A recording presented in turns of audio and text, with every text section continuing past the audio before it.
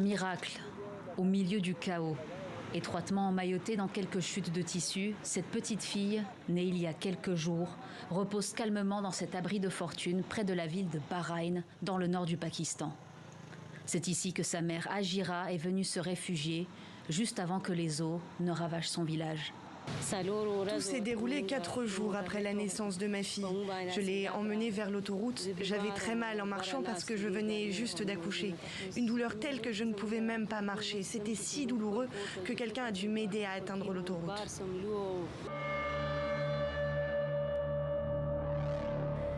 Dans le nord-ouest du Pakistan, l'eau se retire lentement et dévoile l'ampleur des dégâts. Pendant les 3 mois de mousson, un tiers du pays était submergé par des eaux torrentielles. Jour après jour, le bilan s'alourdit. Près de 1256 morts et 1 million d'habitations détruites. Selon le gouvernement pakistanais, un habitant sur 7 est directement affecté par ces inondations sans précédent. Et la situation devrait encore empirer avec le réchauffement climatique. Nous n'avons jamais rien vu de tel, même lors des inondations de 2010 qui avaient anéanti la moitié du pays. Il est temps pour nos amis internationaux de comprendre combien cette calamité est choquante et catastrophique. Des villages entiers doivent être évacués en urgence. Les secouristes pakistanais enchaînent les situations périlleuses. Comme sur ces images, un homme coincé sur un rocher, sauvé in extremis grâce à cet hélicoptère. Sans logement ni nourriture, des dizaines de milliers de rescapés improvisent des camps de fortune au bord des routes et attendent désespérément l'aide humanitaire qui arrive au compte-gouttes. La moindre distribution tourne à l'émeute.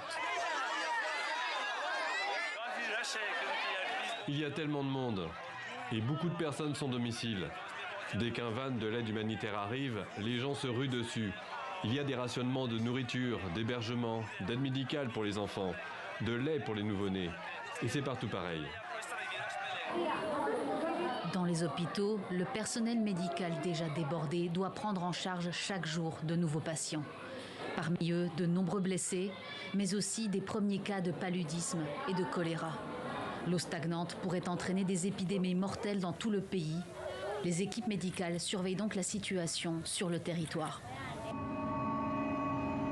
Face à cette situation, les États-Unis ont annoncé mardi un premier envoi d'aide humanitaire d'une valeur de 30 millions de dollars. La Chine, la Turquie, les Émirats arabes unis et la France ont commencé à leur tour à envoyer du matériel médical.